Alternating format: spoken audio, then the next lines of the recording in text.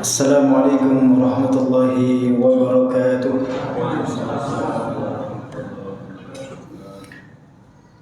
Innal hamdalillah nahmaduhu wa nasta'inuhu wa nastaghfiruh wa na'udzu billahi min shururi anfusina wa min sayyiati a'malina. May yahdihillahu fala mudilla lahu wa may yudlil fala hadiya lahu. Asyhadu an la ilaha illallah wahdahu la syarika lahu wa asyhadu anna Muhammadan abduhu wa rasuluhu la nabiyya wa la rasula ba'dahu. Allahumma salli wa sallim wa barik ala hadha an-nabiyil karim wa ala alihi wa sahbihi ajma'in, amma ba'd. Ma'asyiral muslimin rahimakumullah, alhamdulillah kita kembali diberikan Allah Subhanahu wa taala kesempatan untuk bermuajahah, bertemu kembali di majelis ini guna melanjutkan kajian tafsir juz Amma. Malam ini kita akan melanjutkan surah Al-Fajr, surah ke-89 dalam urutan mushaf Utsmani. Mari kita selalu syukuri berbagai nikmat yang Allah Subhanahu wa taala curah limpahkan kepada kita semua. Yang kedua, mari kita hadiahkan salawat dan salam untuk junjungan kita Nabi besar Muhammad sallallahu alaihi wasallam. Semoga mengalir untuk keluarga beliau, para sahabat beliau, para tabi'in, tabi'ut tabi'in, dan mudah-mudahan untuk seluruh umatnya yang berusaha mengikuti sunnah-sunnah beliau. Kita mulai kajian kita dengan baca lafaz basmalah bersama-sama. Kita ulang pembahasan awal atau muqaddimah tafsir surah Al-Fajr. Kita baca terlebih dahulu dari ayat yang pertama. A'udzu billahi minasy syaithanir rajim. Bismillahirrahmanirrahim. Wal fajri wa layalin 'ashrin wasyaf'i wal watri wal layli idza yasr. Hal fi dhalika qasamun lidhi hijr. Alam tara kayfa fa'ala rabbuka bi'ad. إرم ذات العماد التي لم يخلق مثلها في البلاد وثمود الذين جابوا الصخر بالواد وفرعون ذي الأوتاد الذين طغوا في البلاد فأكثروا فيها الفساد فصب عليهم ربك سوط عذاب إن ربك لبالمرصاد فأما الإنسان إذا ما ابتلاه ربه فأكرمه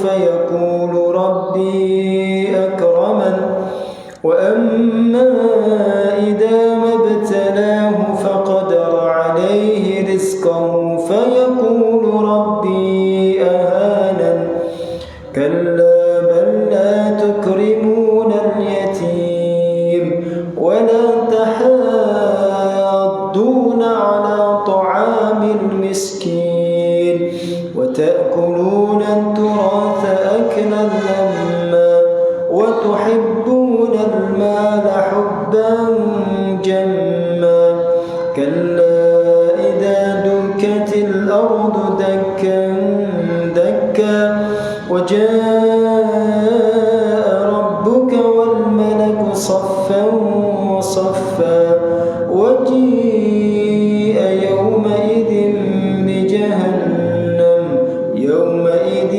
يتذكر الإنسان وأنى له الذكرى يقول يا ليتني قدمت لحياتي فيومئذ لا يعذب عذابه أحد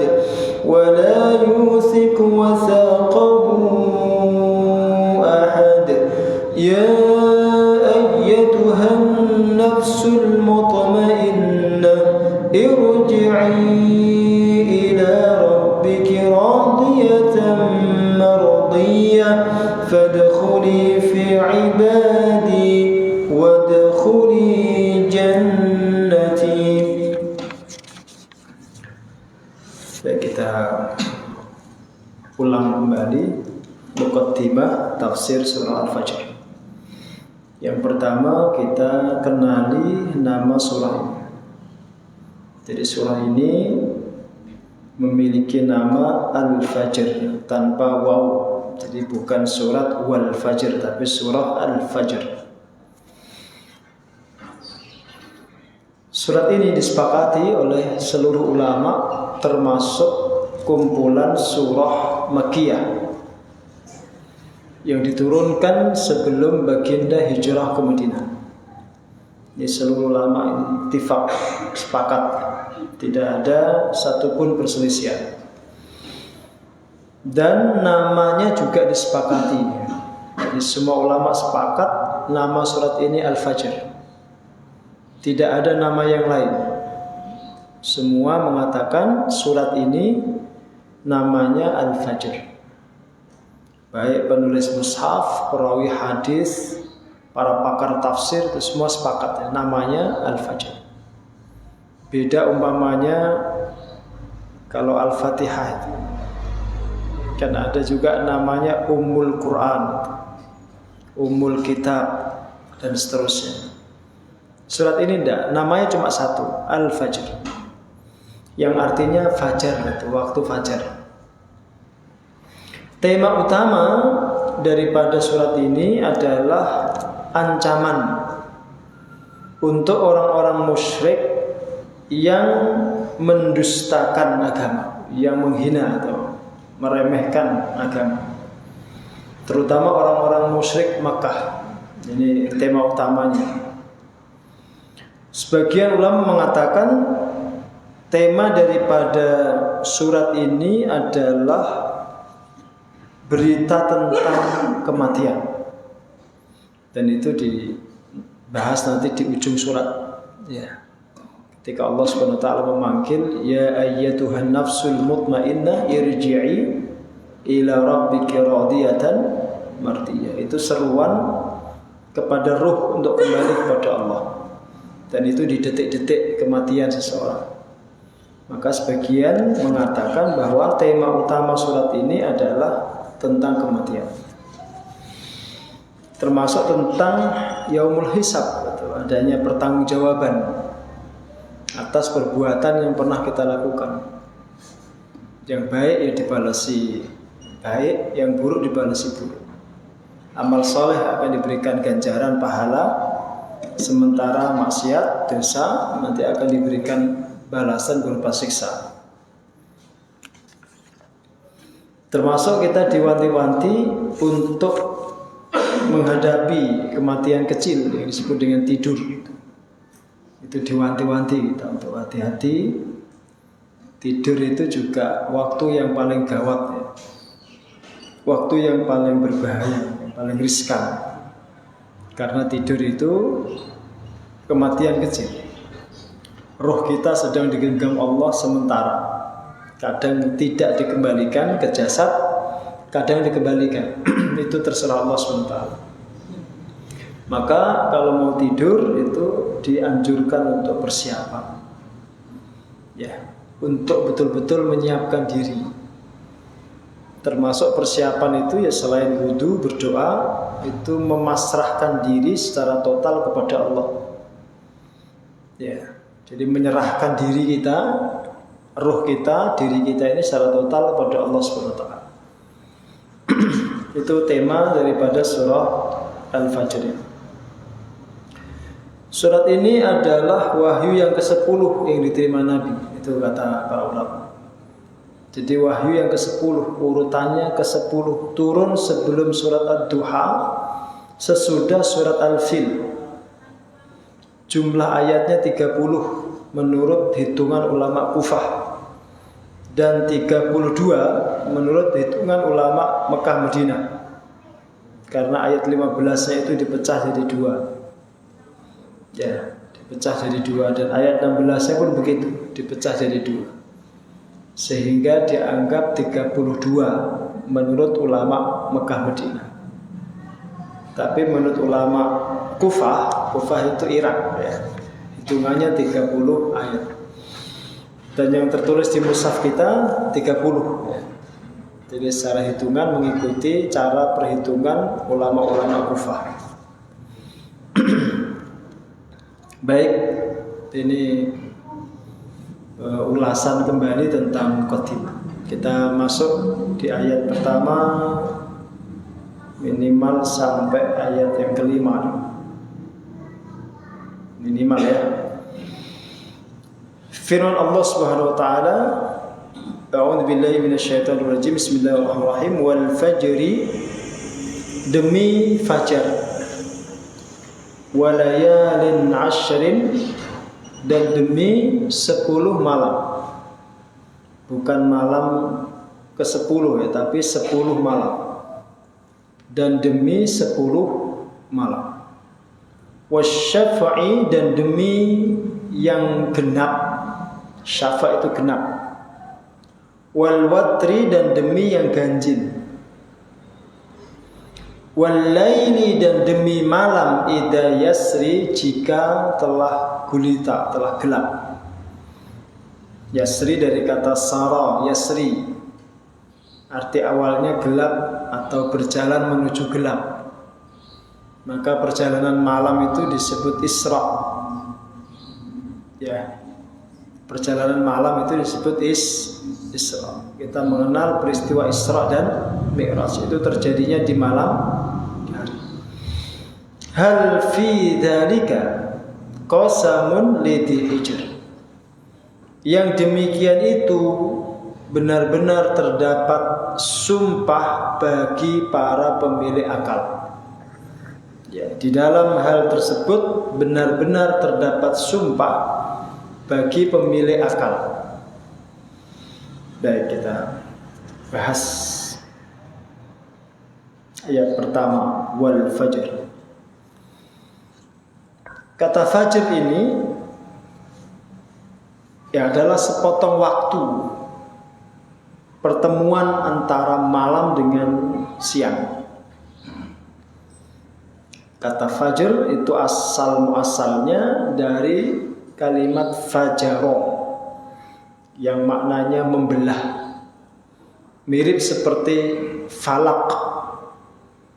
Al-falak itu falaqo, itu juga membelah maknanya. Maka falak juga diartikan fajar. Surat Al-Falaq itu diartikan juga waktu fajar. Ya, karena kalimat falak itu maknanya juga membelah.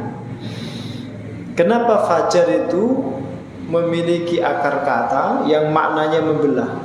Karena ketika fajar itu tiba, cahaya matahari atau datangnya siang itu membelah gelapnya malam. Sehingga malam itu kemudian hilang di sebagian belahan bumi. Ya tidak di semua, karena ada yang masih malam. Ya, di sebagian belahan bumi ketika fajar itu datang, malam itu menjadi terbelah, kemudian hilang dan sirna, berganti menjadi siang. Maka disebut fajar. Ya, disebut fajar. Di ayat yang pertama ini kata fajar itu menjadi muqsam alaih, menjadi materi sumpah. Yang bersumpah tentunya Allah. Yang dipakai sumpah itu waktu fajar. Dan itu tidak sekali dua kali Allah Subhanahu wa taala bersumpah dengan waktu untuk mengingatkan tentang pentingnya waktu. Ya. Contoh yang lain itu wal asri. Itu kan demi waktu. Sebagian mengatakan demi waktu asar. Tapi makna yang benar itu demi waktu, demi masa. Kemudian wadduha, itu demi waktu. Wal laili idza saja, dan demi malam jika telah gelap. Itu juga waktu itu. Tadi ayat yang kita baca juga itu. wasyamsi waduhaha wal qamari idza talaha wan nahari idza wal laili. Itu semua itu rentetan dan deretan waktu. Kenapa disebut sebagai bahan untuk sumpah? Ya karena urgensinya. Dan agar kita itu tidak lupa dengan kepentingannya itu. Nikmat Allah yang datang berkali-kali itu seringkali dianggap tidak berarti. Nikmat Allah yang datang setiap saat berkali-kali, bertubi-tubi, itu seringkali dianggap nggak berarti. Waktu itu nikmat yang datang terus-menerus. Kita tidak menyadari kalau waktu yang tiba menghampiri kita itu adalah nikmat dari Allah. Itu nikmat. Maka disebut Nabi itu nikmatani maghbunun katsirun minan nas. Maghbunun fihi ma katsirun minan nas. Ada dua nikmat yang sebagian besar manusia merugi karena tidak menggunakan keduanya. Yang pertama as-sihhatu, nikmat sehat. Yang kedua al-faragh, nikmat waktu luang. Jadi datangnya waktu menghampiri kita itu nikmat dari Allah. Semacam modal untuk usaha. Usahanya itu amal soleh, menambah pahala, ibadah, berdakwah, berbuat baik. Modalnya waktu itu. Orang yang beruntung itu yang menggunakan modalnya dengan sebaik-baiknya. Bahkan dia kalkulasi, ini karena modalnya sedikit, dia harus untung banyak. Caranya bagaimana? Cari usaha-usaha yang tidak butuh modal besar tapi untungnya banyak. Maka nanti dalam soal amal soleh pun kita dianjurkan memilih. Karena nggak semua amal soleh bisa kita kerjakan. Disuruh milih. Kita harus punya amal-amal istimewa. Ya, agar modal yang diberikan Allah yang tidak seberapa itu, yang nggak banyak itu, mampu mendatangkan keuntungan yang besar. Jelas ya? Paham betul? Itu sebenarnya Quran sedang mendidik kita pola pikir pedagang sebenarnya. Pola pikir pedagang. Kita diberikan modal oleh Allah berupa waktu itu, berupa kesehatan.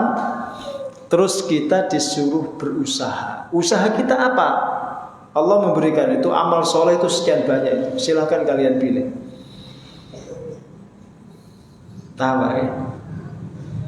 Ini untuk mengingatkan pentingnya waktu. Termasuk waktu muda. Itu kan Nabi mengingatkan kan, igtanim khamsan qabla khamsin. Gunakan nikmat yang 5 sebelum datangnya kesulitan yang 5. Salah satunya apa? Syababaka qabla haramika. Waktu mudamu sebelum waktu tua. Kalau sudah tua itu apapun yang mau dilakukan, dia punya niat, dia punya keinginan, tapi tidak punya lagi tenaga, tidak punya lagi kemampuan. Ya, karena dikurangi sebagian fungsi tubuhnya itu. Mau baca Quran, matanya sudah tidak kuat. Ya, mau baca Quran dengan fasih, giginya sudah tidak ada, sehingga keluar hurufnya itu pun tidak bisa fasih. Mau berangkat haji, fisiknya sudah tidak mendukung. Oke, mau sholat ke masjid, dia sudah mulai lumpuh, tidak bisa jalan dengan baik. Maka sebelum datangnya kesulitan-kesulitan itu, gunakan masa muda. Maka anak muda yang beramal di waktu mudanya itu pahalanya lebih besar daripada orang tua yang beramal di waktu tuanya. Ngerti ya? Bersyukur jadi anak-anak muda yang saleh, yang rajin ke masjid, yang rajin ngaji itu bersyukur. Allah sedang menghendaki jenengan itu menjadi orang baik. Dikehendaki jadi orang baik. Maka dituntun sejak mudanya menjadi orang baik. Cinta masjid, cinta pengajian itu. punya komunitas yang baik, ya, punya kelompok yang baik, ada lingkaran-lingkaran yang soleh. Itu wal fajr. Terus walayalin ashr, dan demi 10 malam. Jangan salah ya, bukan demi malam yang ke-10, bukan, tapi demi 10 malam. Jadi 10-nya didahulukan baru malam. Meskipun kalimatnya itu walayalin dulu baru asyr. Walayalin asyr. Tapi mengartikannya dan demi 10 malam. Apa yang dimaksud dengan 10 malam? Itu tergantung kita tadi memaknai wal fajri. Kalau kita maknai wal fajri itu demi fajar secara umum, maka 10 malam yang dimaksud itu juga 10 malam secara umum. Enggak disebutkan secara spesifik itu malam apa. Apa 10 malam yang dimaksud? Itu ada di rahasia Allah. Tapi kalau kita tafsirkan wal fajri dan demi fajar itu fajar 1 Dzulhijjah, maka 10 malam itu berarti 10 hari pertama di bulan Dzulhijjah. 10 malam pertama di bulan Dzulhijjah. Begitu penafsiran ulama. Sebagian juga mengatakan 10 malam yang dimaksud itu adalah 10 hari pertama bulan Muharram. Tanggal 1 sampai 10 Muharram itu. Puncaknya Yaum Asyura. Ya. Ada juga yang mengatakan 10 malam itu adalah 10 malam terakhir bulan Ramadan. 10 malam terakhir bulan yang kita kenal dengan Al-Ashrul Awakhir min Ramadan. Ashrul Awakhir min Ramadan. 10 hari terakhir bulan Ramadan. Terus mana yang benar? Ya tidak ada yang benar atau semuanya benar, karena tidak ada penjelasan tentang itu. Dan sifat kalimat di dalam ayat ini juga umum. Walayalin asyrin, nggak ada penjelasannya. Itu 10 malam apa yang dimaksud? Maka biarlah itu tetap menjadi rahasia Allah. Adapun tadi pendapat-pendapat itu ragam penafsiran saja. Bisa benar, bisa salah. Atau bisa benar semuanya, bisa salah semuanya. Cuma kalau kita kaitkan dengan sumpah tentang waktu tadi, maka kita juga perlu memperhatikan penafsiran-penafsiran itu. 10 hari pertama bulan Dzulhijjah namanya, itu hari istimewa memang. Jenengan dianjurkan banyak beramal, banyak sedekah, banyak puasa. Sampai puncaknya itu di hari Arafah tanggal 9 itu. Nanti tanggal 10-nya motong kambing. Itu sederet amal soleh itu dianjurkan. Ya. Bahkan ketika ada satu hadis itu ya, puncaknya itu tanggal 10 itu. Ma'amila adamiyun min amalin yauman nahri ahabbu ilallah min ihraqid dam. Tidak ada satupun amalan yang dilakukan anak Adam pada hari Nahr. Hari Nahr itu tanggal 10 itu, yang lebih dicintai Allah daripada memotong hewan kurban. Itu puncaknya itu tuh. Maka 10 Dzulhijjah, 10 hari Dzulhijjah, puncaknya tanggal 10, itu perlu diperhatikan. Itu waktu istimewa maksudnya. Jangan disepelekan. Berarti sejak tanggal 1 jenengan berusaha melakukan amal soleh, apapun itu. Entah puasa, entah sedekah, entah jenengan baca Quran, entah jenengan apa.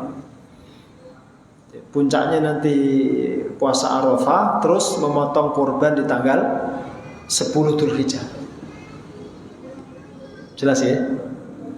Termasuk 10 hari pertama bulan Muharram, itu juga istimewa itu. Juga sama dianjurkan banyak beramal soleh di situ.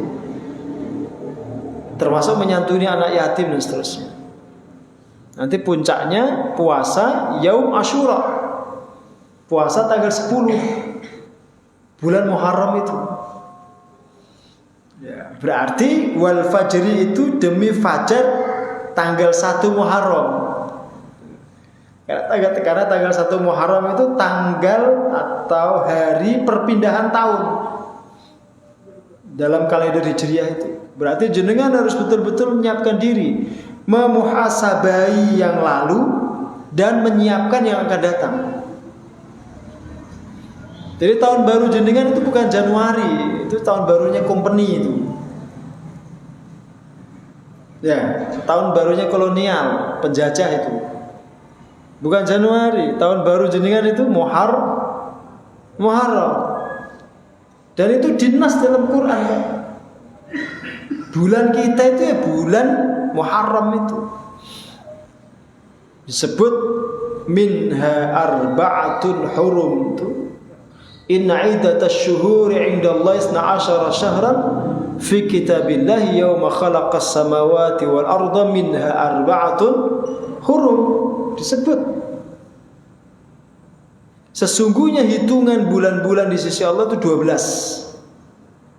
Pada hari ketika Allah menciptakan langit dan bumi, di antara 12 itu ada 4 bulan haram. Salah satunya ya bulan Muharram itu sendiri. Maka namanya pun Al-Muharram, yang diagungkan. Oleh siapa? Oleh Allah. Diagungkan oleh Allah. Maka tidak boleh ada perang, tidak boleh ada pembunuhan, tidak boleh ada kezaliman gitu. Karena itu bulan mulia. Berarti jenengan juga suruh memperhatikan 10 hari pertamanya itu. Jelas ya? Ini sekedar ingat aja, mereview Pak. Termasuk 10 malam terakhir bulan Ramadan atau 10 hari terakhir bulan Ramadan. Itu juga waktu istimewa. Ya, sebagian menyebut itkun minan nar. Itu hari di mana Allah melepaskan belenggu Anda dari neraka. Maka disuruh banyak berdoa tentang ampunan. Allahumma innaka afuwun tuhibbul afwa fa'fu. Itu disuruh membaca sebanyak-banyaknya di 10 hari terakhir itu. Entah jenengan iktikaf entah enggak, makanya doa itu jenengan suruh baca terus. Suruh baca terus agar diampuni Allah. Karena itu hari-hari penjemputan ampunan, penganugerahan ghufran dari Allah Subhanahu wa taala. Sehingga jangan diabaikan gitu. Ya, jangan diabaikan. Ya, kalau itu nanti puncaknya di Lailatul Qadar. Dan itu pun rahasia dia. Itu misteri, tidak ada yang tahu ya. Kita hanya bisa menerka, menduga-duga saja, memastikannya nggak bisa. Karena kalau dipastikan bisa ya nanti tidak akan ada amal. Orang pada mantengin hari itu. Dia tidak akan berusaha untuk beramal di hari yang lain. Itu namanya ittikal gitu ya.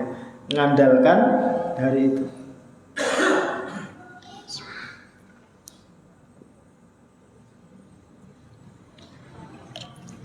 Baik, kita lanjut.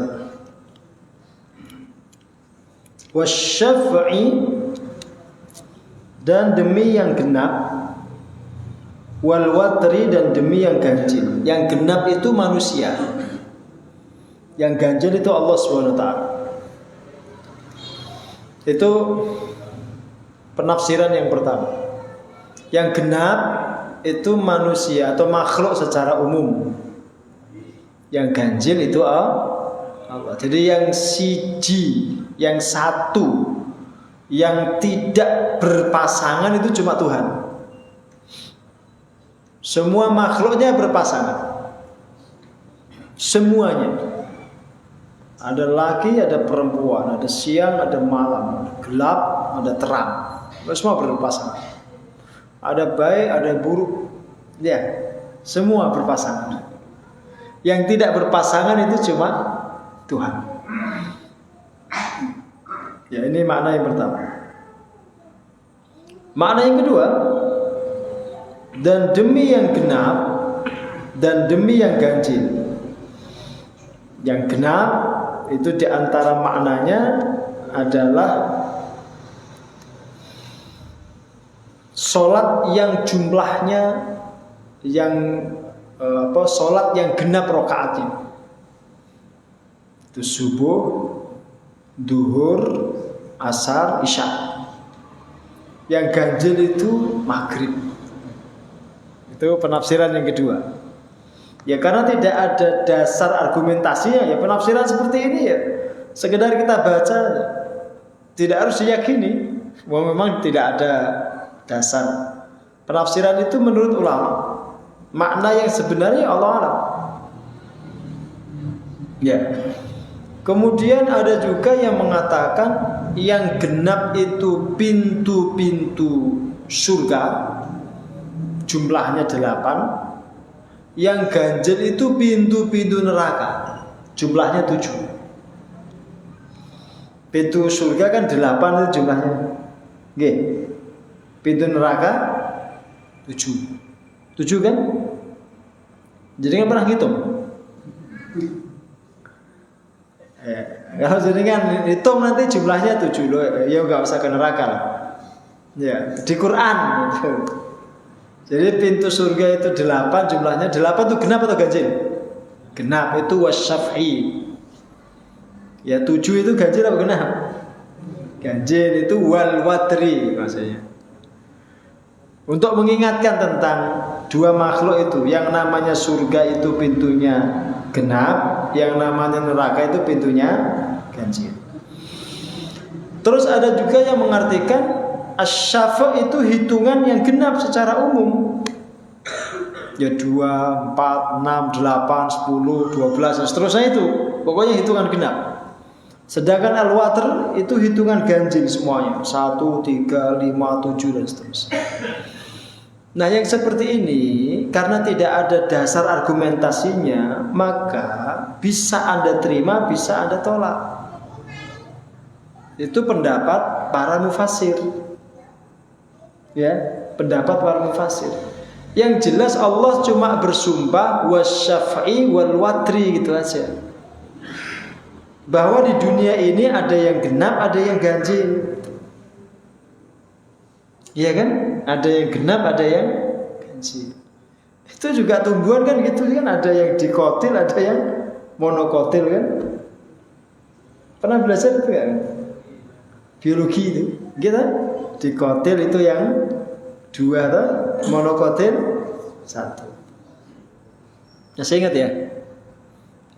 Pokoknya di dunia ini ada yang genap, ada yang ganjil. Cuma Allah ingin mengatakan begitu. Ya, semua berpasangan. Cuma kadang sebagian orang nggak tahu pasangannya siapa, itu nggak tahu dia. Makanya belum nikah itu dia masih misterius. Ya, wong truk aja gandengan, no. Masa sampean nggak gandengan? Truk itu loh tulisnya gandengan, hati-hati gandengan. Makanya masih jomblo itu mesake, kalah truk. Ya masih lajang itu kalah sama truk. Truknya gandengan, kalah sampean. Terus inna fi dzalika laqasamun lidhi hijr. Hal fi dzalika laqasamun lidhi hijr. Kata hal itu arti awalnya adalah apakah? Maaf ya. Satu lagi Mas. Walaili idza yasr, dan demi malam jika ia berjalan menuju gelap. Ini juga peringatan tentang waktu malam hari. Malam itu ya bisa positif ya bisa negatif. Semua tergantung kita sebenarnya. Malam itu waktu terbaik orang-orang saleh untuk munajat. Tapi juga waktu yang paling disukai para penjahat. Ya, ini saya ulang ya. Kalimat ini nggak akan saya ulang 3 kali. Malam itu adalah waktu terbaik orang-orang saleh untuk munajat. Tapi juga waktu yang paling disukai para penjahat. Dan di situ mereka berlomba. Orang soleh berlomba mencapai puncak ketinggian, ya, di surga. Ahli maksiat, orang-orang jahat itu berlomba untuk menuruni tangga-tangga neraka sampai yang paling rendah. Mereka berlomba, cuma berlombanya yang satu naik, yang satu turun, gitu. Dan itu rata-rata dikerjakan di malam hari. Maka jangan dihabiskan malam itu untuk tidur, untuk istirahat. Terus ada disisakan paling nggak di ujung malam itu untuk sholat. Ya raketang 3 rakaat, 5 rakaat, paling tidak ada. Ada catatan kita itu pernah sholat malam, Pak. Iya. Dalam sejarah hidup kita itu paling tidak kita pernah sholat malam. Sehingga nanti kalau di surga itu orang saling bertanya, jenengan nggak izin, nggak malu. Masuk surga kok nggak pernah tahajud? Kan izin, gitu ya nggak patut. Iya no, jenengan masuk surga itu paling enggak ya pernah tahajud, paling enggak. Ya meskipun enggak rajin ya, tapi paling enggak itu pernah ada catatannya. Oh iya, ini layak karena pernah sholat. Mana dalilnya Ustaz? Itu Nabi ketika ceramah di Madinah pertama kali, itu Nabi mengatakan begini: Ayuhan nas, afsus salam, wa at'imu ta'am, wasilul arham, wassallu bil laili wan nasu niyam, tadkhulul jannata bisalam. Wahai manusia, ya, tebarkan salam, berilah makan, sambung silaturahim, sholatlah di malam hari ketika manusia terlelap, kalian akan masuk surga dengan selamat. Itu kan standar kelayakan orang masuk surga itu, paling tidak pernah sholat malam. Lah kan Nabi tidak nyuruh setiap hari. Cuma sholatlah di waktu malam ketika manusia. Sekalipun jenengan sekali dua kali itu pernah melaksanakan perintah Nabi itu loh, sehingga pantas gitu. Ya cuma untuk menunjukkan kepantasan aja men. Gua nak ngobrol nih surga itu beda isin sampean. Loh ki kok gak tahu sholat malam kok mlebu surga, ini jajak ra keliru iki. Kita ada wagu. Lah ya gak tahu sholat malam, gak tahu tahajud kok mlebu swarga kan wagu. Makanya paling enggak ya 2 rakaat tahajud, 1 rakaat witir paling enggak. Nggih. Sadurunge subuh lah, nah subuh 4:30 jenengan jam 4 tangi. Ya sholat, sebarang ngopi ngenteni subuh. Gitu kan, ngopi ngenteni subuh. Orang usah gaya jenengan bar sholat terus ndonga suwi ngono kae. Malaikat malah bingung, gak tau ndonga, saya ingin ndonga. Iya mesti ada maksudnya gitu. Malaikat kadang-kadang ya seudon barang. Ya kita harus biasa-biasa sholat ya. Nanti kita akan kaget, ternyata 2 rakaat, 3 rakaat sholat malam yang pernah kita lakukan, itu ternyata efeknya besar, pahalanya besar. Pahalanya besar. Sederhana itu, dan itu sudah menjelang fajar itu. Artinya tidak betul-betul larut malam itu. Ya, menjelang fajar. Esok lah Mas Pak. Itu walaili idza yasr. Sehingga diingatkan juga itu. Di surat Al-Falaq itu kan diingatkan juga kan, Qul a'udzu birabbil falaq, terus min syarri ma khalaq, terus wa min syarri ghasiqin idza waqab. Ingatkan kan? Jadi malam itu ada potensi keburukannya juga. Tapi bagi yang ingin berbuat buruk, bagi yang ingin berbuat baik, ya malam itu juga waktu terbaik. Ya. Karena malam itu tantangannya juga berat. Orang-orang yang hafal Quran itu waktu terbaiknya untuk murojaah ya malam. Iya, ya malam. Maka jarang ada orang yang hafal Quran itu badannya gemuk. Dia nggak akan masuk kategori pembesar. Dia pasti pengurus. Karena kurus itu, dia masuknya kategori pengurus, bukan pembesar. Jarang ada yang gemuk karena dia bergadang.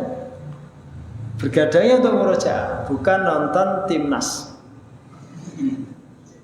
yang diprank sama wasit. Ya kan? Dikira rampung ternyata durung rampung, wasitnya koclok. Orang Arab ya kadang-kadang gateli orang Arab. Iya itu wasitnya kan Arab itu, Oman itu. Gak cocok orang Arab aja. Katanya disuap gitu. Itu malam hari juga. Orang kalau mau murojaah, ya pengen nambah hafalan itu malam hari. Siang hari mboten saged, karena rame, hiruk pikuk, jenengan bekerja. Gak tenang tapi gak kondusif. Maka malam hari itu waktu ideal. Syarat kalau ingin menghafal Quran tuh kudu betah melek. Itu syarat. Itu betah melek. Tanya saya ngantukan, gak mungkin hafal Quran. Dia no jenengan baru baca 1 lembar terus mau ngantuk terus. Gak mungkin jenengan hafal Quran. Itu betah melek. Ya, Pak. Makanya kenapa kopi itu dipuji sehebat luar biasa oleh para ulama. Karena kopi itu temannya ahli zikir, temannya ahli Quran. Temannya ulama itu kopi. Bukan rokok, kopi. Tapi nak ngopi gak ngerokok, orang macet. Akhirnya ya jadi sahabat itu. Iya Kak Mas. Jadi orang kalau mau zikir zaman dulu ya itu ngopi. Nah kalau ulama sudah pada nyeduh kopi gitu, itu setan pergi.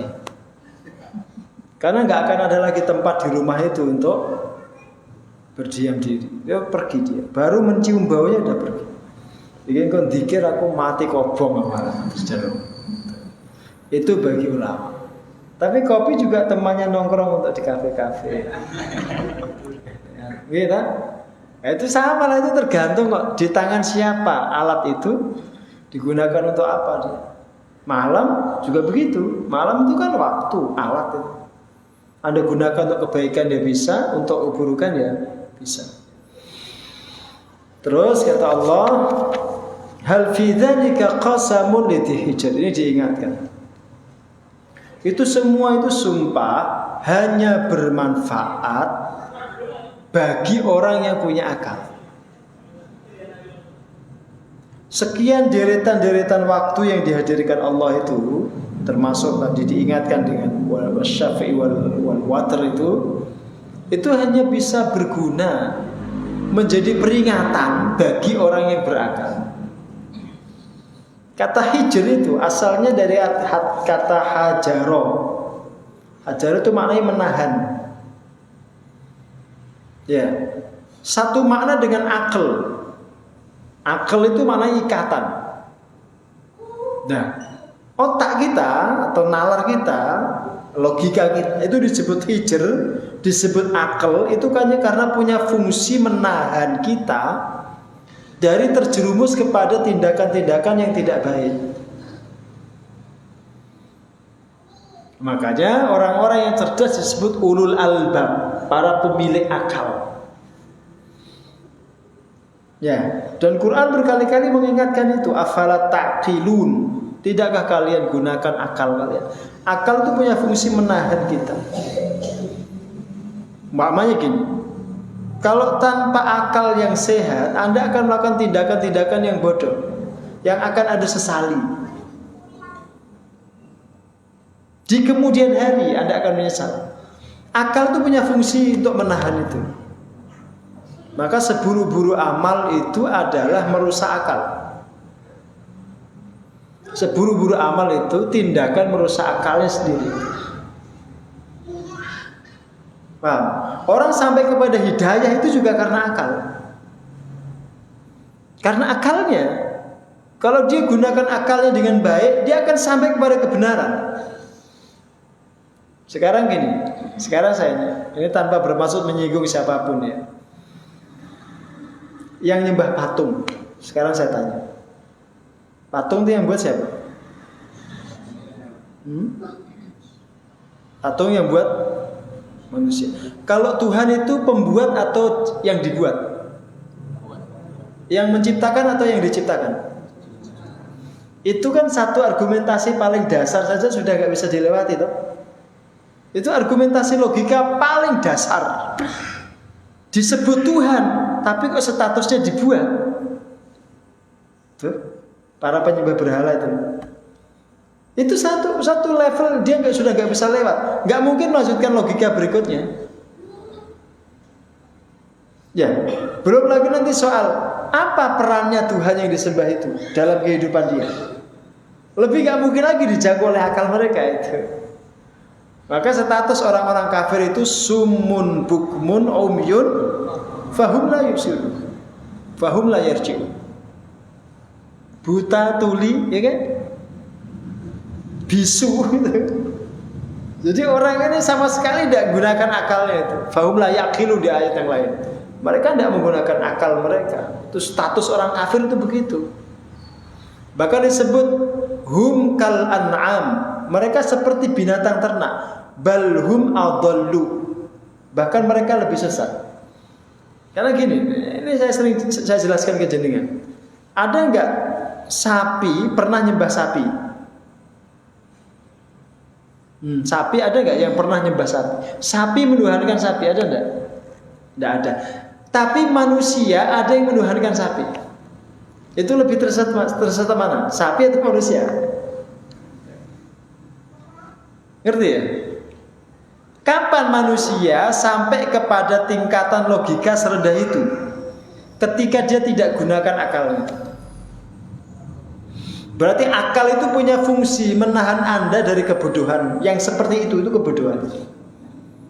Maka orang-orang di masa Nabi, orang Quraisy, orang jahiliyah, disebut jahiliyah itu bukan karena mereka itu tidak bisa baca, tidak bisa nulis, enggak. Dia tidak gunakan logikanya, dia tidak gunakan akalnya dengan baik. Patung dibuat-buat sendiri, kok dipuja-puja sendiri, disembah-sembah sendiri, itu kan bodoh. Itu kebodohan massal itu. Itu orang Arab semua melakukan itu. Quran datang mengkritik, terus Nabi dimusuhi. Jadi yang mengkritik kebodohan mereka malah dimusuhi. Paham? Maka sampai kapanpun jenengan dalam beragama itu yang paling duluan disuruh itu menggunakan akal. Islam tuh nggak ingin Anda masuk Islam kemudian Anda ikut-ikutan tuh nggak ingin. Harus dengan logika, dengan akal yang cerdas, dengan akal yang sehat, dengan pemikiran dan kesadaran. Tidak boleh orang beragama ikut-ikutan, nggak diterima ya. Ngerti itu? Nah ini di sini diingatkan. Jadi peringatan-peringatan ini tidak akan ada gunanya kecuali bagi yang punya akal. Kalau orang tidak punya akal, Anda kasih nasihat, bahkan yang nasihati sekalipun Nabi Muhammad itu tidak akan ada manfaatnya. Apalagi sekelas mubalik kiai sekarang ya, tidak ada. Sekelas Nabi Muhammad aja nggak didengerin lah itu. Paham ya? Ini pelajaran kita di malam hari ini. InsyaAllah cukup. Nanti kita lanjut di Kamis yang akan datang. Boleh kalau ada yang mau bertanya langsung. Moga Bu, langsung mawon. Allah itu Assalamualaikum warahmatullahi wabarakatuh. Waalaikumsalam. Mohon pencerahannya bahwa Allah itu mencintai yang ganjil maksud. Terus yang kedua, Satu mawon. Jenengan tanyakan apa itu? mohon pencerahannya. Selama ini saya belum paham bahwa Allah itu mencintai yang ganjil maksud. Ya udah begitu memang. Harusnya dalam harapan itu maksud. Itu kan nggak ada penjelasannya. Pokoknya yang ganjil itu dicintai Allah. Jadi kan kalau punya anak 21 dengan 2 itu lebih cintai yang 21. Pokoknya yang ganjil itu lebih dicintai. Bapak-bapak kalau punya istri 3 dengan 2 itu lebih bagus 3. Pokoknya ganjil itu Allah lebih senang. Gitu. Jenengan witir itu ya Allah senang. Sholat sunnah yang paling disukai itu witir. Kalau malam itu ya witir. Ya begitulah pokoknya yang ganjil itu dicintai oleh Allah. Ya penjelasannya ya panjang lebar. Ya. Berarti kan tidak benar kalau orang bilang ini malam ganjil, ini malam yang naas. Ya enggak, keliru malah. Malam ganjil itu malam yang disukai Allah. Bagus. Maka jenengan buat apapun itu diusahakan yang ganjil. Umpamanya jenengan buat apa kue untuk hadiah. Buat ganjil. Jangan dibuat genap. Umpamanya kayak gini loh. Ini loh 1, 2, 3. Ah, ini yang satu turun. Ini cukup 3 aja. Itu lebih disukai Allah. Kalau mau ditambah berarti 5. Jangan 4. Ya meskipun baik, tapi yang ganjil lebih dicintai. Begitu Bu penjelasannya. Umum sifatnya Bu. Nggih, umum. Tapi tidak kemudian berlaku secara kaku itu enggak. Itu kan Allah SWT lewat hadis Nabi itu kan innallaha witrun yuhibbul witra. Allah itu ganjil, mencintai yang ganjil. Itu hadis itu ya. Baik, ada yang lagi? Cukup ya? Ya, karena pertama perdana ya sudah usah lama-lama. Cukup insyaallah. Tidak langsung lama nanti takut kaget. Oke, insyaallah kita lanjutkan di Kamis yang akan datang. Matur kita akhiri kajian kita dengan baca lafaz hamdalah dan kafaratul majlis. Alhamdulillahirabbil alamin. Asyhadu an la ilaha illa anta astaghfiruka wa atubu ilaik. Aqulu qouli hadza wa astaghfiruka lisal muslimin. Assalamualaikum warahmatullahi wabarakatuh.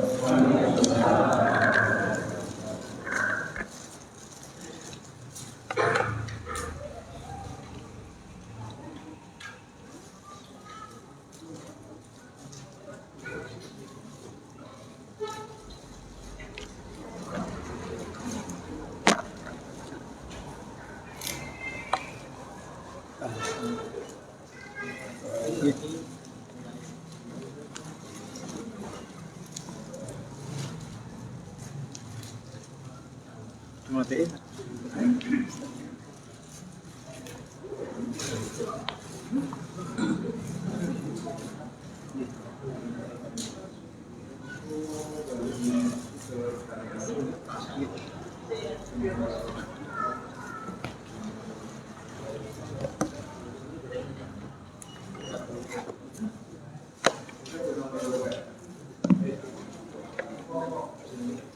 Alhamdulillahirabbil alamin.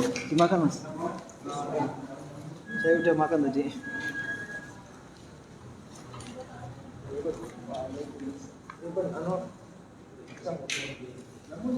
Oke.